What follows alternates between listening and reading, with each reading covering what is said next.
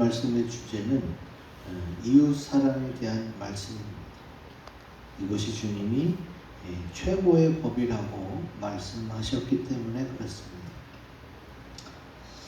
여러분 이웃을 사랑하시죠? 네.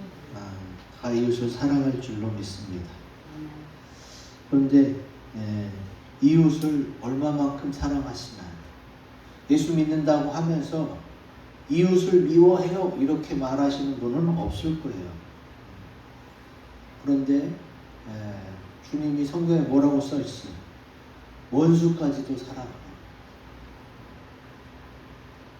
원수까지도 사랑하는 그런 사랑을 하고 계시나요? 오늘 주님은 내 이웃 사랑하기를 내 몸과 같이 하라 하신 최고의 법을 지키라 이렇게 말씀하셨어요. 이 말씀이 어찌하여 최고의 법이냐? 로마서 13장 9절 말씀 같이 읽습니다. 시작. 간음하지 말라, 살인하지 말라, 도둑질하지 말라, 탐내지 말라 한 것과 그 외에 다른 계명이 있을지라도 내 이웃을 내 자신과 같이 사랑하라 하신 그 말씀 가운데 다 들었느니라. 아멘. 이 앞부분에 나온 이 다 10계명이잖아요. 성경에는 여러 가지 법이 나오는데 그 중에 이제 10계명도 나오고 또 율법도 나옵니다. 그리고 그 모든 율법과 계명을 한 줄로 한마디로 요약한 게 뭐예요? 내 이웃을 내 자신과 같이 사랑하라. 여기에 다 들었다는 거예요. 그래서 이것이 최고의 법이라는 거예요. 그리고 이 최고의 법을 잘 지키면 너희는 잘했다고 칭찬받아. 그리고 하늘나라에서 상급도 받을 줄로 믿습니다. 오늘 말씀을 통해서 이웃 사랑하기를 내 몸과 같이 하라 하신 최고의 법을 잘 지키시는 저와 여러분들이 되시기를 주의 이름으로 기원 드립니다. 아멘. 그럼 이 최고의 법을 잘 지키는 이웃 사랑은 어떤 것이냐? 같이 읽습니다. 시작. 예수님을 사랑한다는 것입니다. 아멘. 자, 이웃을 사랑하는 게 최고의 법이에요. 그럼 우리는 예수님 믿는 사람으로서 이웃을 사랑해야 돼요. 근데 그 이웃에 대해서 이 최고의 법을 잘 지키게 하기 위해서 주님이 잘 설명해 놓은 게 바로 누가복음 10장 29절에서 37절이에요. 제가 잠깐 설명해 드립니다. 예수님께 사람들이 물어봐요. 그러면 내 이웃이 누굽니까? 그랬더니 이제 예수님이 강도 만난 사람이 있다.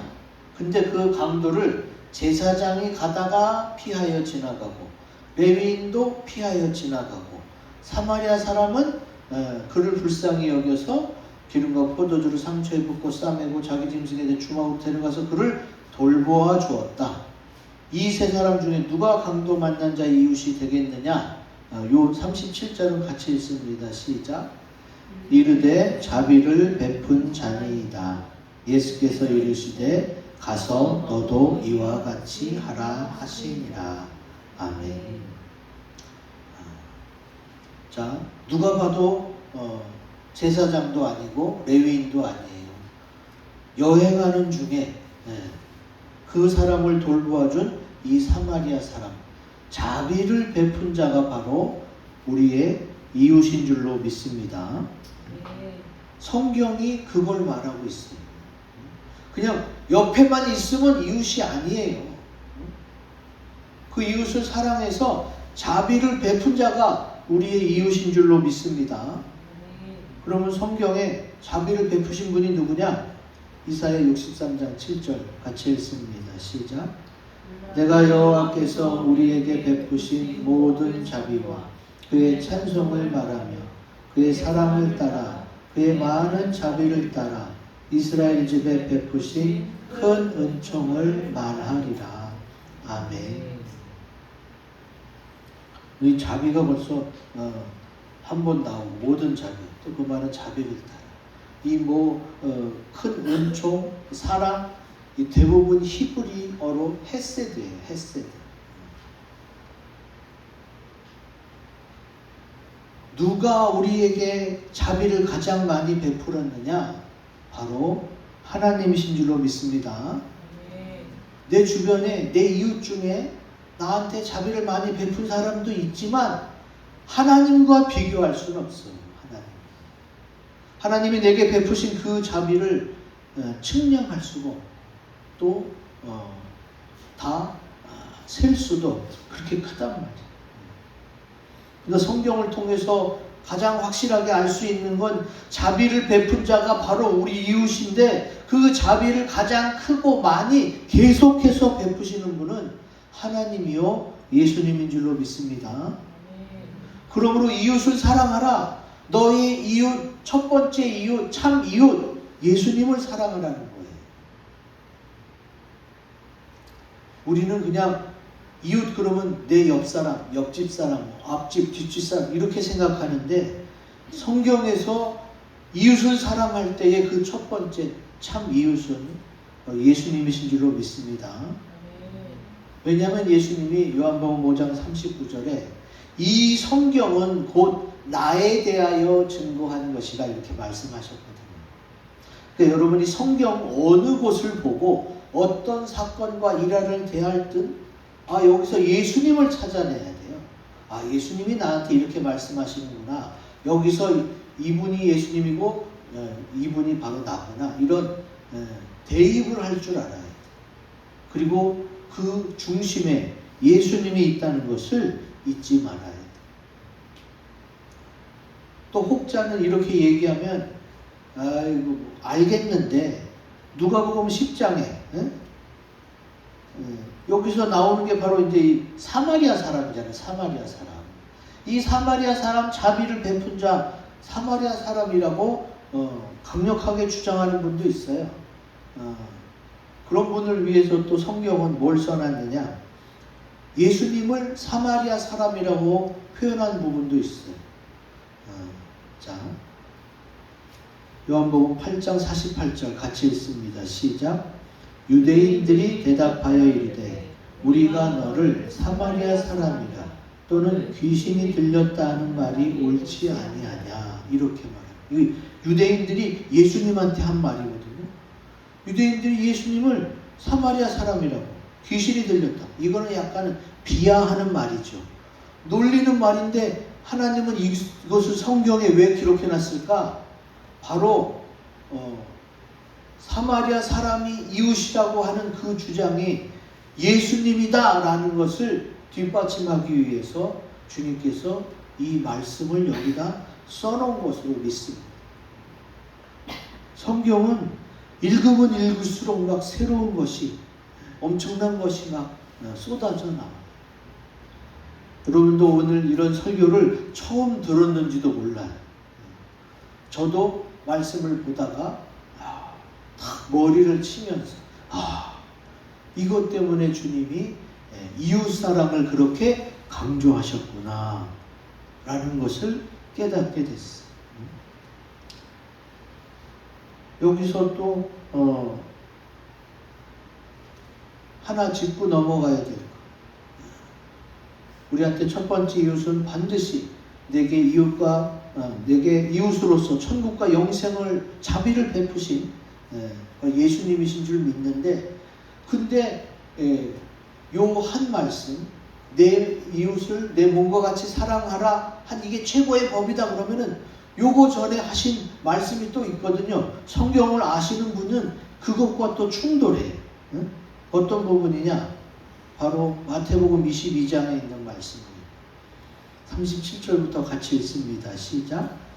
예수께서 이르시되 내 마음을 다하고 목숨을 다하고 뜻을 다하여 주 너의 하나님을 사랑하라 하셨으니 이것이 크고 첫째 되는 계명이요 둘째도 그와 같으니 내 이웃을 내 자신같이 사랑하라 하셨으니 아멘. 자, 오늘 본문 말씀 야고보서 2장 8절도 하나님의 말씀이에요. 내 이웃을 내 몸과 같이 사랑하라. 그게 최고의 법이다. 근데 마태복음은 예수님이 직접 말씀하셨잖아요. 응? 자, 첫째 되는 계명이 뭐야? 하나님을 사랑하라고. 둘째도 그와 같으니 네 이웃을 사랑하라. 여기서는 첫째가 하나님 사랑이에요. 둘째가 이웃 사랑. 그러면 도대체 마태복음 말씀이 맞는 거냐? 아니면 오늘 성경 본문 야고보서 2장 말씀이 맞는 거냐? 말씀인데 서로 똑같은 걸 말하지 않고 약간 다르게 말하는 것 같아서 우리가 혼란스러워. 그러면 뭐 하라는 거야? 하나님 사랑이 첫째야? 이웃 사랑이 첫째야? 이걸 또 고민하시는 분들도 있어요. 자, 여기서 요 단어에 주의하세요. 둘째도 그와 같으니. 이런 내용을 하나님이 써놨어요. 그러니까 이게 순서상으로 첫째, 둘째지 결국은 다 사랑하라는 건데 그 이웃 사랑에 들어가 있다. 왜? 너의 이웃, 너의 첫 번째 이웃이 바로 예수님이기 때문에 이 말씀은 서로 상충되거나 서로 모순되는 말씀이 아닙니다. 같은 내용이에요. 하나님 사랑하라는 것이 예수님이 하나님이잖아요. 그리고 예수님이 어떻게 나의 참 이웃, 첫 번째 이웃이 왜 자비를 베풀어 주셨어요?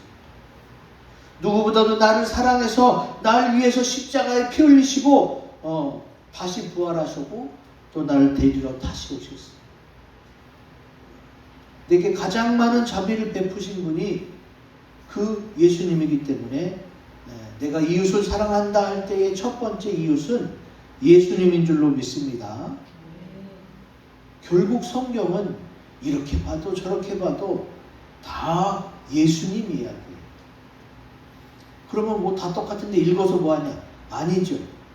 여러 케이스가 있잖아요. 여러분 여러 사례가 많고 여러 경우를 많이 경험한 사람, 아는 사람이 강한 자이고 앞선 자일 수밖에 없어요. 여러분 재판에서 어떤 분이 많이 이기느냐? 그 사례를 가장 많이 다뤄본 그 변호사, 그 검사가 재판에 승리하게 돼 있어요. 그래서 우리가 성경을 묵상하고 또 말씀을 계속 읽어야 되고 그 말씀대로 이웃을 사랑하는 것 아주 중요합니다. 이제 예수님이 바로 우리의 참 이웃, 첫 번째 이웃임을 믿으시고 사랑하시기 바랍니다. 아멘. 두 번째 이웃을 사랑한다는 것은 우리 같이 읽습니다. 시작. 자기 집안 식구를 사랑한다는 것입니다. 아멘. 처음에 동영상에서 보여드린 것처럼 원수를 사랑하라는 그 말씀이 참 따라하기가 힘든 것 중에 하나예요. 분명히 성경에 나옵니다. 마태복음 5장 44절 같이 읽습니다. 시작. 나는 너희에게 이르노니 너희 원수를 사랑하며 너희를 박해하는 자를 위하여 기도하라. 아멘. 제가 주의 종이고 목사이지만 저도 이게 참 힘들어요. 나를 아프게 하고 힘들게 하는, 나를 미워하는 원수를 그렇게 어떻게 사랑하고 또 그를 위해서 어떻게 또 기도해요. 참 힘듭니다. 어떻게 보면 흉내 내는 것밖에 안 돼요. 그런 정도밖에 안 돼요. 근데 주님은 이것을 하라고 했거든요. 주님이 나한테 어려운 것을 시켜서 못하겠습니다 하고 뒤로 나자빠지면 그때 예수님이 나타나서 이렇게 호의를 베풀면서 거봐 넌 안 돼. 이런 걸 깨닫게 하려고 주님이 그러셨느냐? 그건 아닙니다. 주님은 그런 분이 아니에요. 그럼 주님은 이렇게 너무나도 사람이 하기 힘든 일을 왜 하라고 하셨을까? 오늘 말씀 가운데 알 수 있는 아주 간단합니다. 바로 그 원수도 나의 이웃이기 때문입니다. 우리는 가족, 이웃, 원수 뭐 이렇게 나름대로 나를 중심으로 한 인간 관계도에서 이렇게 나눠요.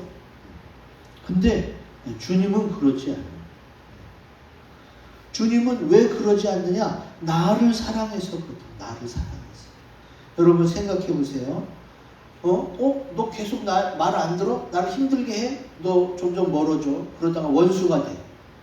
원수가 돼서 안 만나고 관계를 끊고 막 저주까지 퍼붓는 그런 상황이 계속되면 어떻게 해요? 내 주변에 남는 사람이 과연 몇이나 되겠어요? 여러분 부부가 안 싸워봤겠어요? 부모와 자녀들이 서로 싸우고 혼내고 안 그랬겠어요? 형제들끼리 안 싸우겠어요? 엄청나게 싸우고 엄청나게 상처받습니다. 가족이 제일 심해요. 근데도 이제 가족이란 이름으로 또 다시 안아주고 또 화해하고 이렇게 살아가고 있는데 기억하세요. 정말 가족이라는 이름으로 다시 하나가 되고 감싸주면 좋은데 안 그런 경우도 있잖아요, 여러분. 가족인데도 친척인데도 다투고 싸워서 원수가 되기도 합니다. 저는 많이 보고 들었어요. 그리고 그 내용은 성경에도 나와요. 성경. 마태복음 10장 36절. 자, 같이 읽습니다. 시작. 사람의 원수가 자기 집안 식구리라. 아멘.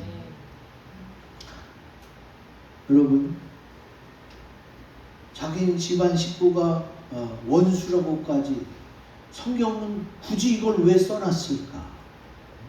그냥 안 써놔도 사람이 알 수 있는 건데. 그래서 이웃이라는 단어를 헬라어 원어를 찾아봤어요. 헬라어로 플레시오네요. 플레시오. 가까이 있는 사람, 곁에 있는 사람, 가까운 자, 도움이 필요한 사람, 나와 관계를 맺게 된 사람으로 내 앞에 있는 사람, 도움이 필요한 사람, 하나님께서 내 삶에 보내신 사람, 모두 나의 이웃이에요. 모두 나의 이웃이에요. 내게 필요한 사람, 내 삶에 보내신 사람. 우리의 이웃은 앞집, 옆집, 뒷집 가까이 사는 사람인데 성경은 아니에요. 성경은 가까이 있을 뿐만이 아니라 나와 관계를 맺게 된 사람도 포함되고 내게 도움이 필요한 사람들, 내 삶에 하나님이 보내주신 사람도 다 나의 이웃이라는 거예요. 여러분, 다윗이 사울 왕 때문에 얼마나 힘들었어요. 근데 이 개념으로 보면 뭐예요? 다윗에게 사울 왕이 이웃이었던 거예요. 자기를 죽이려는 원수로 취급해야 될 텐데 그게 아니라 이웃이었던 거예요. 사실 다윗이 사울 때문에 힘들었지만 이 사울 때문에 어떻게 했어요? 믿음이 자랐어요. 많은 업적을 세웠고 다윗을 따르는 사람들이 많아졌어요. 그 이유가 다윗을 죽이려는 사울 왕 때문이 가장 커요. 여러분, 요거 하나 딱 이해만 해도 성경의 많은 이해관계가 스르르 풀립니다. 이것을 이웃의 개념으로 보면 다윗이 그래서 사울을 죽이지 않았구나. 그래서 이렇게 됐구나 라고 알 수가 있어요.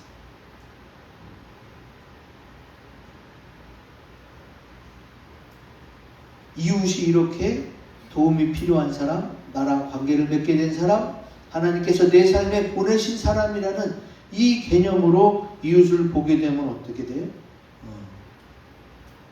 나랑 척을 지고 대적으로 나를 힘들게 하는 원수일지라도 나의 이웃이 될 수 있구나. 그리고 그 중에 첫 번째가 뭐예요? 나의 집안 식구가 원수가 될 수 있는데 근데 그냥 혈연으로 묶여진 가족이라는 생각하지 말고 어떤 개념으로 생각하셔야 되느냐? 여러분이 가장 잘 아는 것은 나 하나밖에 없어요. 여러분 형제 잘 알아요? 남들보다 좀 더 아는 것밖에 없지. 엄마 아빠 잘 알아요? 잘 몰라요. 엄마 아빠도 마찬가지예요. 내 속으로 나와서 내가 키웠는데 내 자식 속마음까지는 잘 몰라요.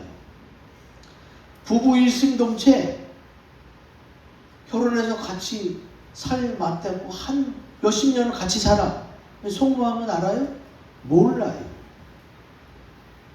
그러면 하나님이 사람을 지으면서 이렇게 될 걸 하나님이 모르셨겠어요? 하나님은 알죠. 하나님의 형상대로 지음받아 살게 되는 이 사람이 어떠한지 하나님은 너무 잘 알아요. 근데 그 사람은 자기 자신은 너무 잘 알아요.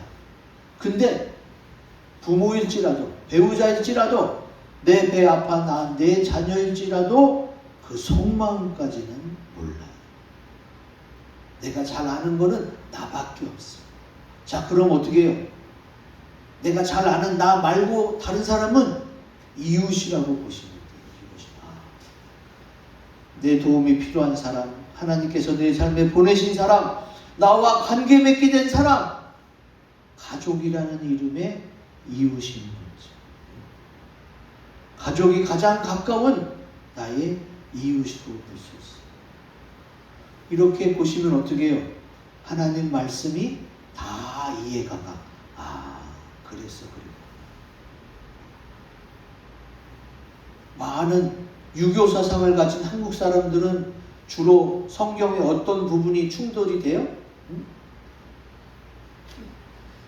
내 부모를, 내 자녀를, 내 가족과 친척을 하나님보다 더 사랑하는 것은 내게 합당치 아니하다 하는 그 말씀이 우리나라 유교적 사상을 가진 사람들에게 가장 부딪혀요. 기독교는, 교회는 다 좋은데 어떻게 가족보다 하나님을 더 사랑하라고 해? 가족은 혈연으로 뭉쳤고 하나님은 그냥 내가 믿는 종교일 뿐인데 그게 제일 많이 부딪히거든요. 근데 자, 오늘 말씀에 의하면 이웃을 이렇게 받아들이면 어떻게 해요? 그래서 그렇게 말씀하셨구나. 이해가 가죠. 그리고 자기 자신을 돌아보세요. 정말로 내가 사랑하는 부모님, 내 형제자매, 내 자녀들도 너무 사랑하는데 그 속마음은 몰라. 잘 아는 거는 나 하나밖에 없어. 그래서 잘 아는 내가 잘 모르는 다른 사람을 볼 때는 어떻게 해요? 이웃으로 보게 될 수 있어요.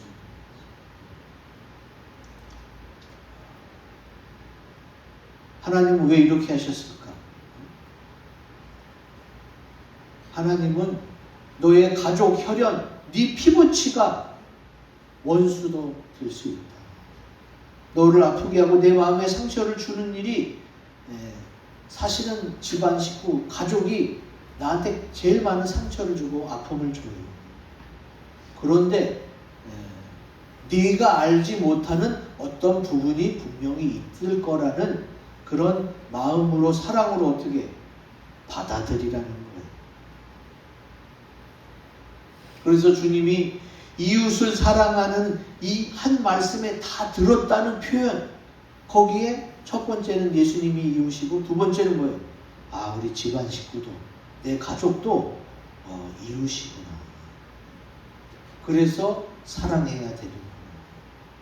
자기 가족과 친척을 위해서 기도해서 예수 믿게 하지 않으면 불신자보다 악하다. 주님이 말씀하셨잖아요.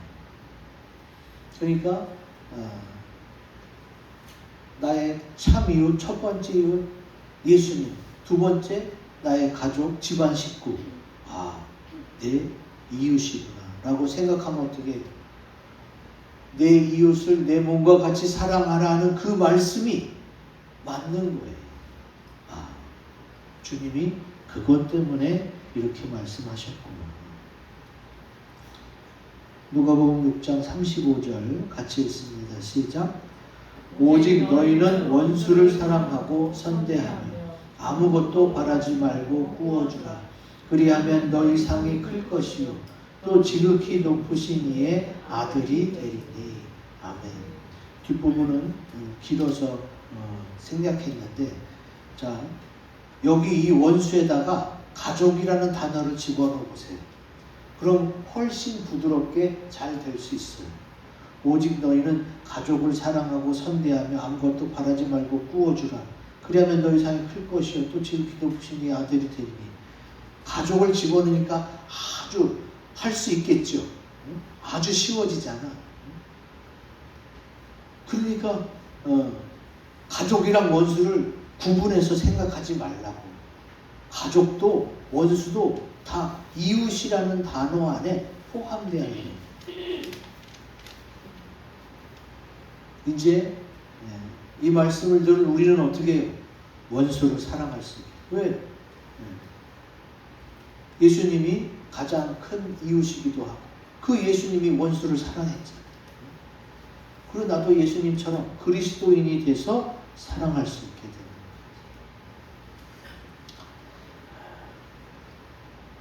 집안 식구를 원수로 보기보다 이웃으로 보고 이웃을 사랑하라는 그 말씀에 의의가 있어 집안 식구를 사랑하시기 바랍니다.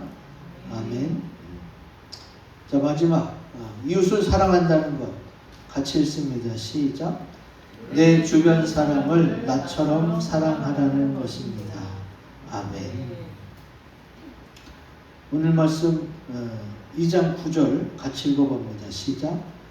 만일 너희가 사람을 차별하여 대하면 죄를 짓는 것이니 율법이 너희를 범법자로 정죄하리라.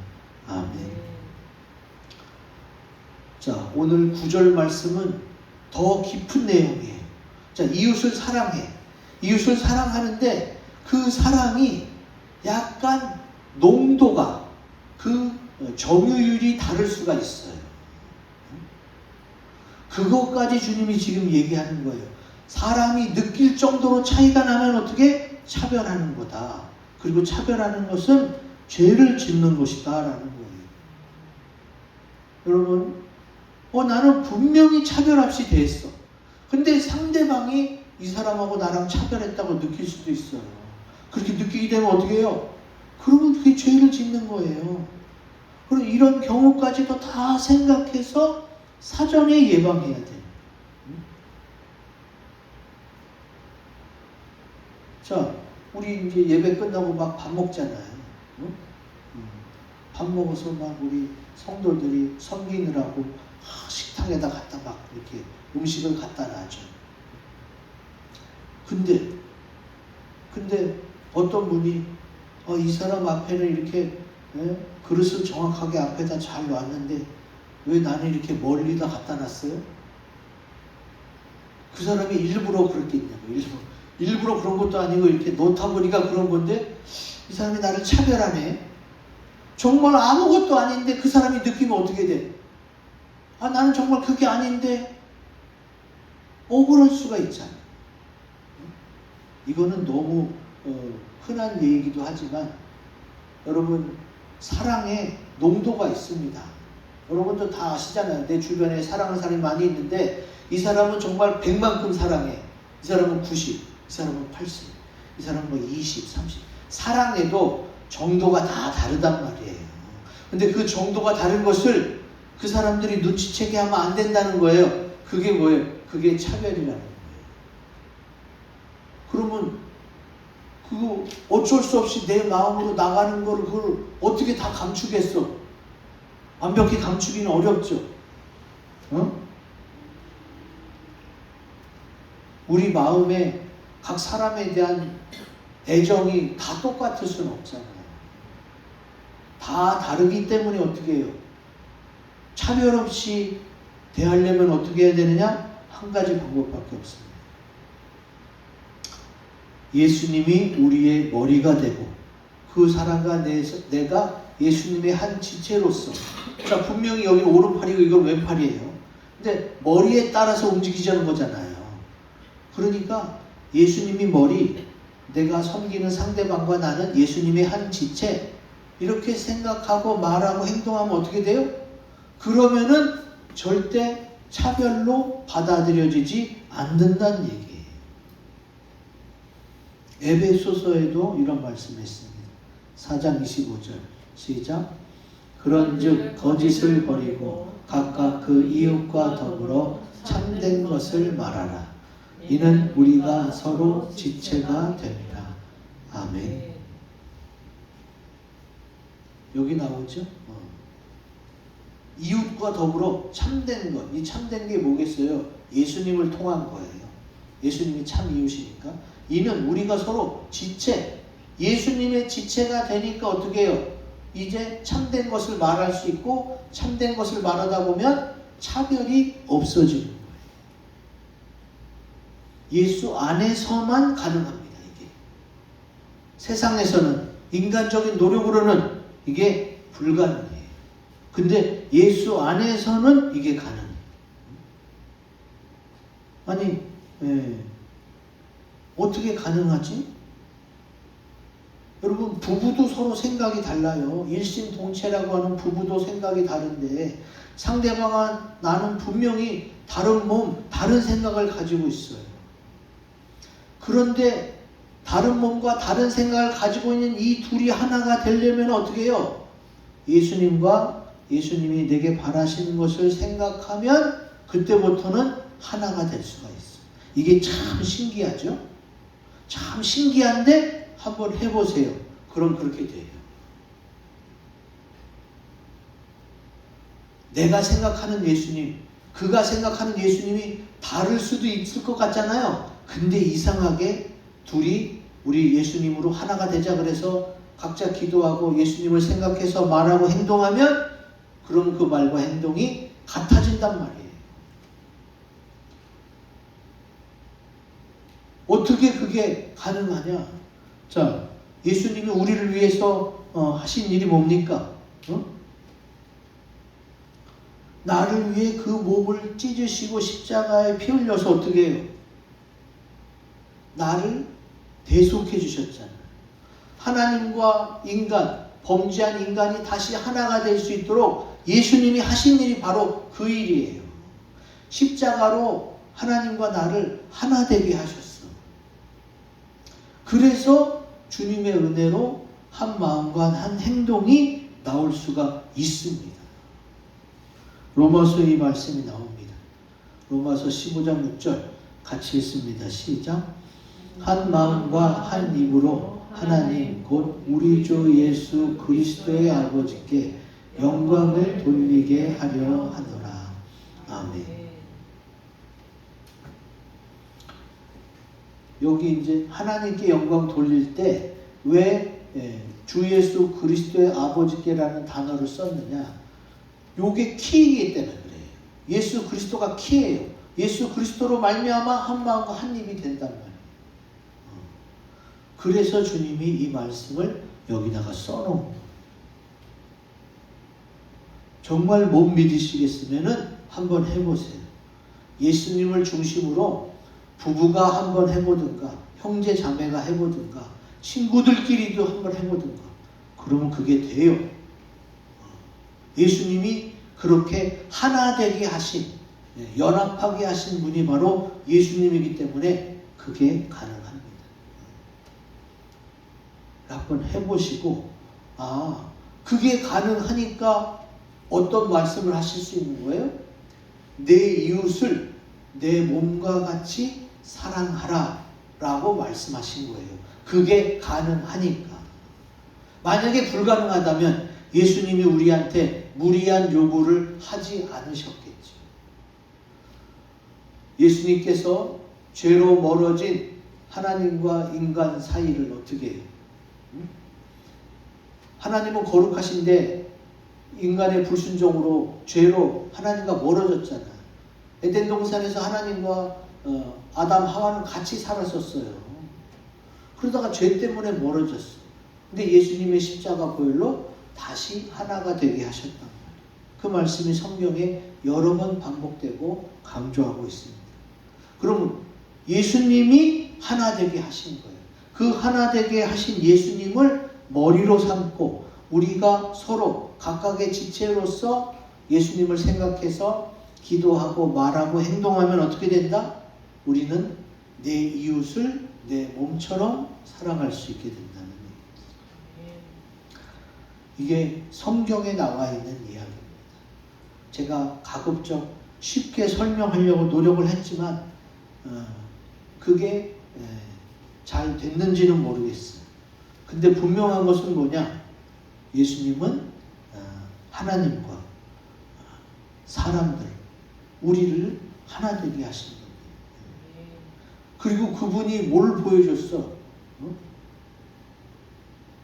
그 우리를 사랑해서 자기 몸을 내어주는 그 사랑을 보여줬어. 그래서 그 사랑이 내 이웃을 내 몸처럼 사랑하라는 그 말씀이 가능하게 된 거예요. 이걸 가능하게 하신 분이 바로 예수님인 줄로 믿습니다. 그래서 어떻게 해요? 십자가는 사랑입니다. 십자가는 연합이고 십자가는 하나 되게 하는 거예요. 그래서 교회마다 십자가를 걸어놓은 거지 그냥 뭐 유명하고 멋있는 표여서 이걸 걸어놓은 게 아니에요. 이제 예수님을 생각하면서 예수님이 이것 때문에 십자가에서 피를 쏟으시고 하나님과 우리를 하나 되게 하셨구나 라는 것을 잊지 말고 내 이웃을 내 몸처럼 사랑해서 주님이 말씀하신 최고의 법을 잘 지키는 저와 여러분들이 되시기를 주의 이름으로 기원드립니다. 아멘. 이 말씀 가지고 우리 합심해서 기도합니다.